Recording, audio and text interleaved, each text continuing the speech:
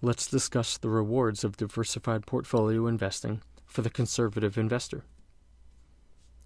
We are trying to build the best investment process we can, one that balances and quantifies both risk and return. If you are not quantifying risk, you are likely taking too much of it. We do this not by guessing. We do this by studying Nobel Prize-winning theories, hundreds of historical data series covering thousands of years, and math.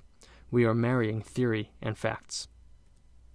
Here we show a risk and return chart from 1970 to 2016, with average annual returns going up and down, and risk going horizontally across the page.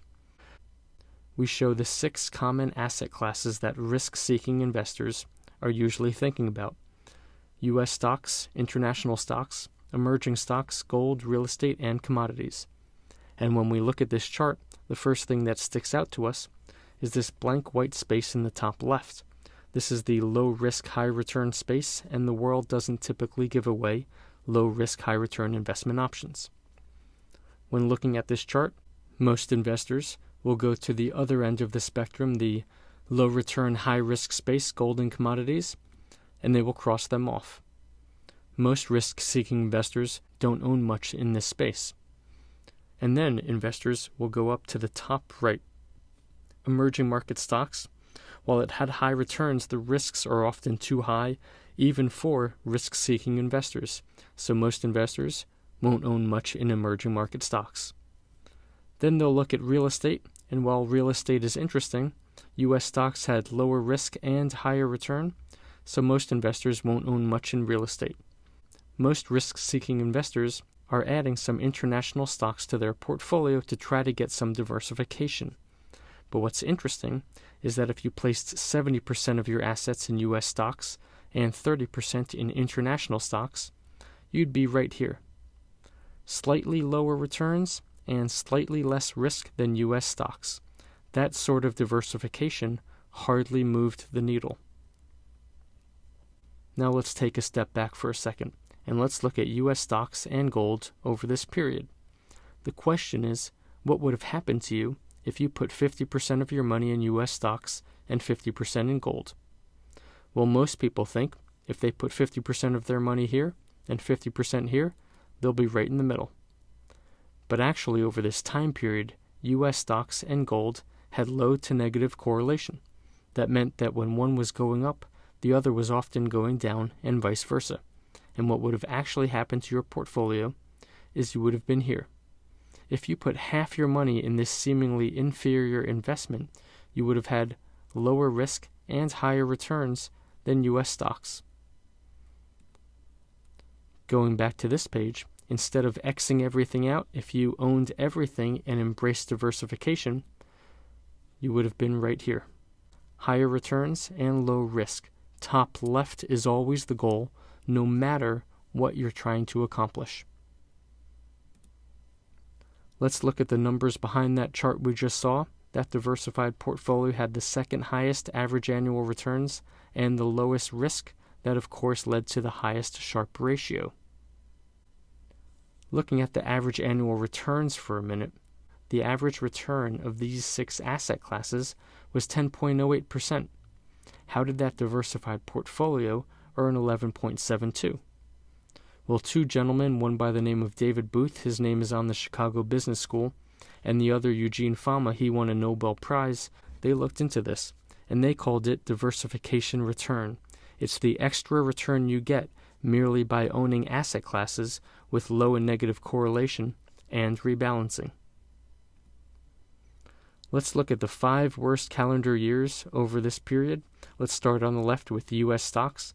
Of course, many double-digit down years, so many we can't even list them here. International stocks, of course, many large down years. Emerging market stocks, same thing. Real estate, gold, and commodities, of course, same thing.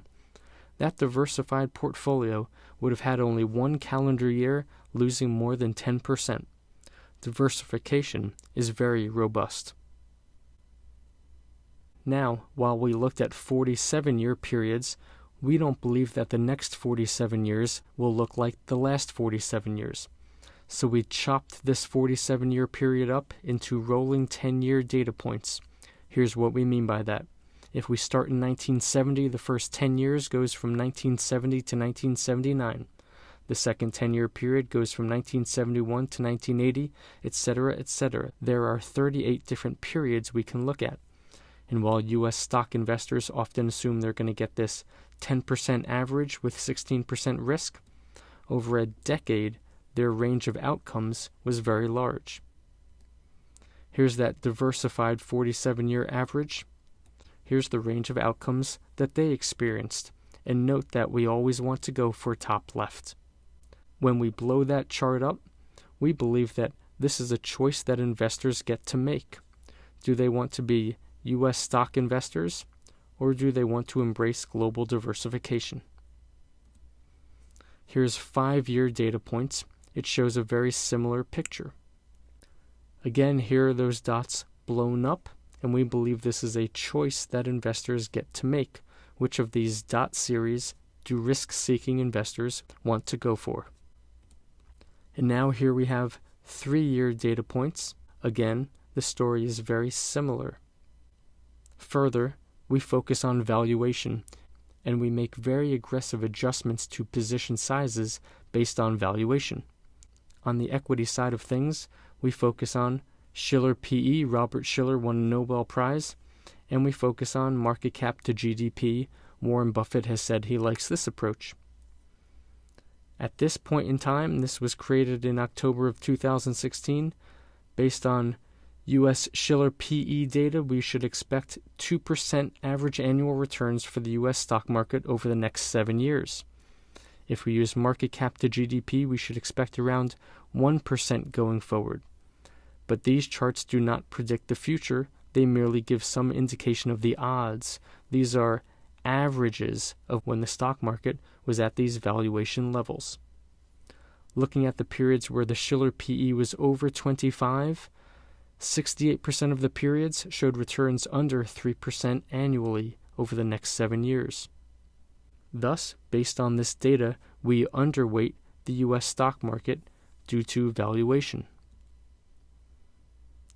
Let's take a look at Russia. Most people instinctively avoid places like Russia, but we think that if you believe Russian stocks will behave differently than U.S. stocks, then the question is not, should I own Russian stocks? The question is, what is the prudent size of Russian stocks in my portfolio? Based on the Shiller PE and market cap to GDP, we want to seriously overweight Russian stocks in our portfolio.